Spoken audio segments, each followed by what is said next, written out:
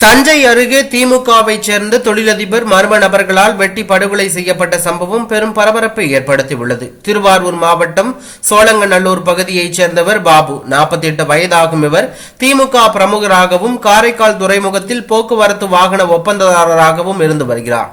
மேலும் தொழிலதிபரான இவர் இன்று தஞ்சாவூரில் நடந்த நிகழ்ச்சி ஒன்றில் பங்கேற்பதற்காக தனது மகனுடன் காரில் சென்றுள்ளார். அப்போது திரைப்படத்தில் வரும் சண்டை காட்சி போல எதிரே வந்த கார் இவர்கள் காரை வழிமறைத்து நிறுத்தியுள்ளது.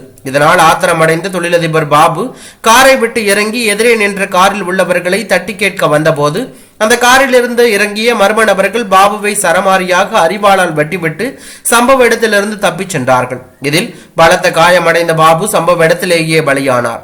இந்த சம்பவம் குறித்து தகவல் அறிந்து வந்த போலீசார் பாபுவின் உடலை கைப்பற்றி பிரேத பரிசோதனைக்காக அனுப்பி வைத்தார். மேலும் பாபு தொழில் போட்டி காரணமாக தனது உயிருக்கு அச்சுறுத்தல் இருப்பதாக ஏற்கனவே காவல் நிலையத்தில் புகார் அளித்திருந்த நிலையில் அவர் கொலை செய்யப்பட்டிருப்பது போலீசாரின் முதல்கட்ட விசாரணையில் தெரிய வந்துள்ளது. மேலும் கொலையாளிகள் யார், பாபுவை கொலை செய்த அந்த முக்கிய புள்ளி யார் என்பது குறித்தும் போலீசார் தீவிர விசாரணை மேற்கொண்டு வருகிறார்கள்.